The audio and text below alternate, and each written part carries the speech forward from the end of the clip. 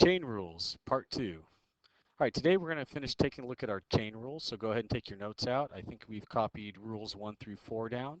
Today we're going to add the 5th, but specifically focus on the 4th rule. So here we have rules 4 and 5. Okay, rule 4 is the derivative d over dx of u times v, which is equal to u times the derivative of v plus v times the derivative of u. Notice our new notation. It's the same thing we know, it just looks a little different. Essentially, it's u v prime plus v u prime.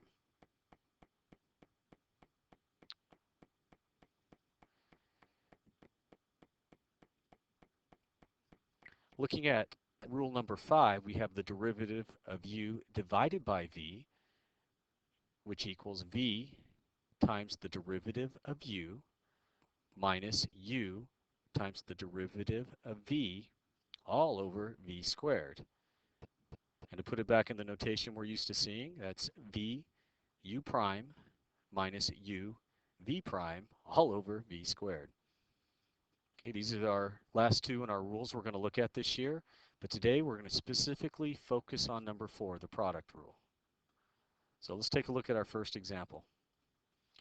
Okay, we want to find the derivative of f of x if f of x is equal to 2x plus 5 all to the third power times 3x minus 1 to the fourth power. Let's go ahead and write that down. As you write it, kind of take a look at what rule am I looking at here.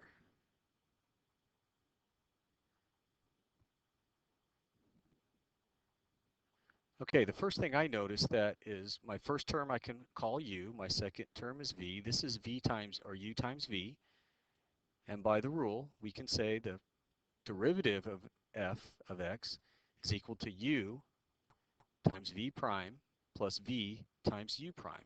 So essentially I'm going to write down the expression u, that's the 2x plus 5 cubed, and then take the derivative of the second expression,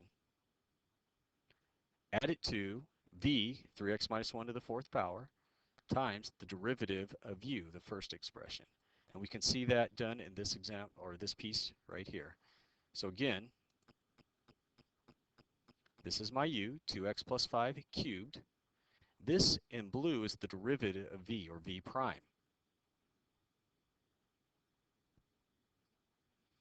To get v prime, we use some of the techniques we learned on Monday. So look at Monday's notes if you're kind of trying to figure out where this came from. If you still can't see it, make sure you make a note in your notes so when we get back to class you can ask me about it. So moving on, this is plus. Here's our v expression, 3x minus 1 to the fourth power times the derivative of u. Remember, it's the derivative of the outer expression times the derivative of the inner.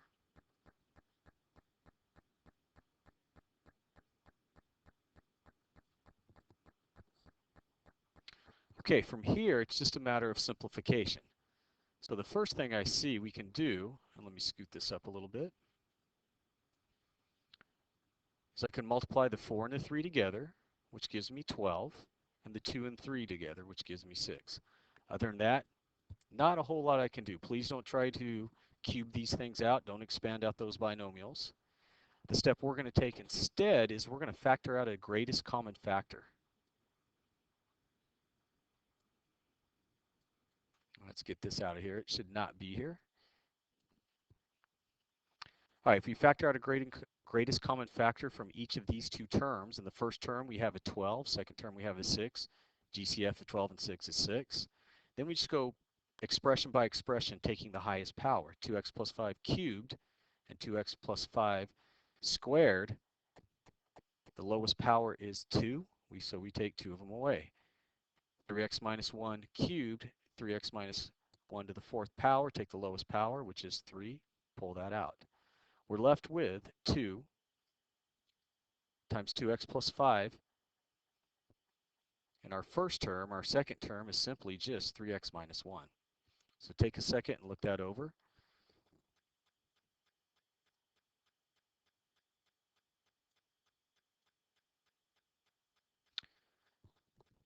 Okay, the next step is to simplify. Okay, so all of our simplification will come in the brackets, which means I have to distribute through the 2, which I've done here.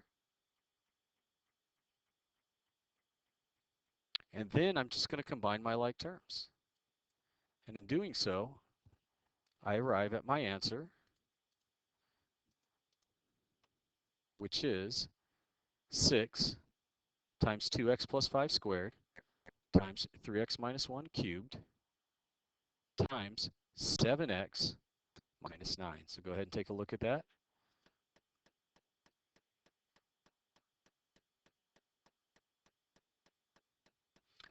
Okay, there's a lot going on, but a lot of it's basic arithmetic. So if you have any questions like, oh, where did the 6 come from? Or why did he take the power of 3 when he pulled out the GCF? Any questions, I'll write them down in your margin and have them ready when we get back to class. Before we go, I would like you to try one problem. I would like you to find the derivative of 4x squared minus 1 squared times 3x plus 1. Please have that ready on Wednesday and when you come back to class.